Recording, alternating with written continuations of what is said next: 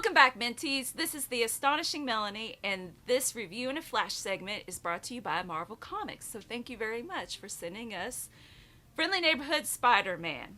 Now, the reason I have my hair and these cute little pigtails is because this book made me feel like a kid again. When I had a crush on Peter Parker in the 7th grade, reading the comics, this is a Spider-Man that I grew up with. So I really appreciate this book.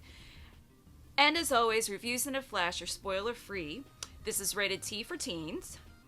The book is written by Tom Taylor, and I really appreciate how he adds in new characters from the neighborhood, obviously. And my favorite new character is this old lady named Marnie. I love old ladies anyway, and she just cracks me up. She's very witty and sharp, and she plays a cool part in the story. Dry humor abounds in this book, which I love. I love British humor anyway, which is usually dry. And it reminded me of my childhood reading the books. Marnie, the old lady, has dry humor. Dr. Strange makes an appearance, and I really like the banter between him and Spider-Man, going back and forth with dry humor. I really enjoyed the pacing of this book. It wasn't too fast or slow. I suppose the slower parts, it had the humor in it. It was well balanced with the action, not just solely focused on the action, which is a good fit for this book, the topic of him in his neighborhood and how other people can help him, how he's helping other people. The one problem I had with the plot is at one point, Spider-Man's mask comes halfway off. And he's just, talking to people. Kingpin shows up. Whatever.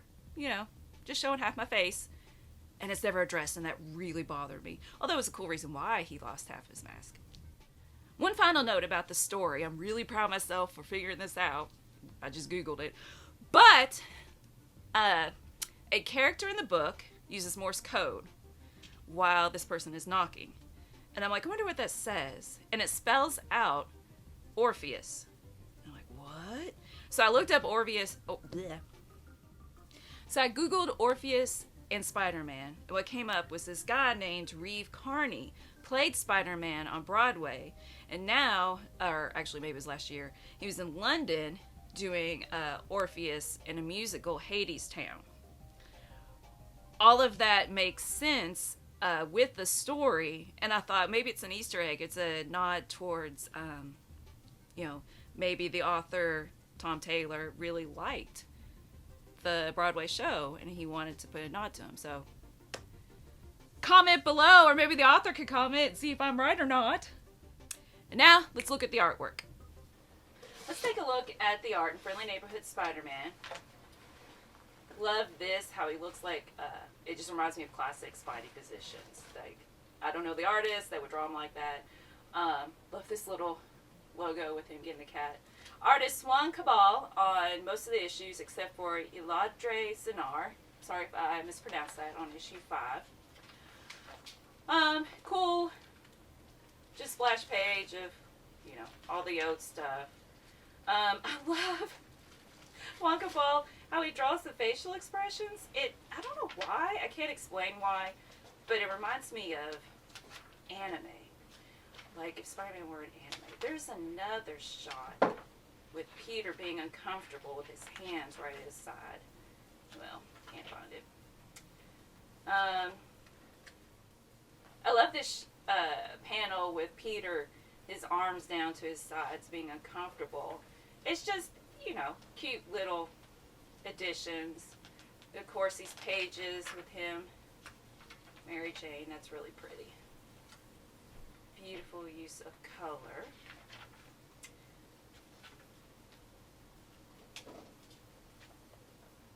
I always love when the artists put the fight along 2 pages, panel by panel, so I can follow what's going on. I think that's fun. And then, whoa, that's what happens at the end when you turn the page. Very good pacing. I'm picky about Spider-Man's mask, and I like his mask in Friendly Neighborhood Spider-Man. I like the bold lines, but not too bold. I like the placement. I like this here, how he's landing. One final note that might be too dorky, and my husband might not keep it in this video. Spoiler free, but when Spider-Man says, either my wet fluid messed with your depth perception or I cracked up, and I was like, what's so funny? And it's not the book. It's not what's funny. It is that it reminded me of a joke that my sister and I had when we watched Reboot in the 90s. And Matrix having only one eye looking down from the principal office as Megabyte is slowly stalking towards him. We just thought it was hilarious to talk about his depth perception. I don't have any depth perception, but it looks pretty far from here. Hilarious. Thank you, thank you. Now that you've seen the art, I'm going to give my final score 4 out of 5. Love the nostalgia feel for myself as I had a crush on Peter Parker. I really enjoyed the story. It was just wholesome. It was fun without being too simple or too deep. Really appreciated the artwork, the facial expressions, as I talked about before. So that's why I give it a 4 out of 5. I highly recommend it to Spider-Man fans, or if you want a jumping in point, you really don't have to know anything except that he got bit by a radioactive spider. Alright, let me see if I can remember everything I'm supposed to say. This has been the Astonishing Melanie. Thank you for watching the review. Subscribe, hit the like button, ring the bell, and please, comment below about your favorite Spider-Man stories from the 90s so we can be all nostalgic and reminisce. And something else, my husband wants me to say, if it's cool and classy, it must be minty!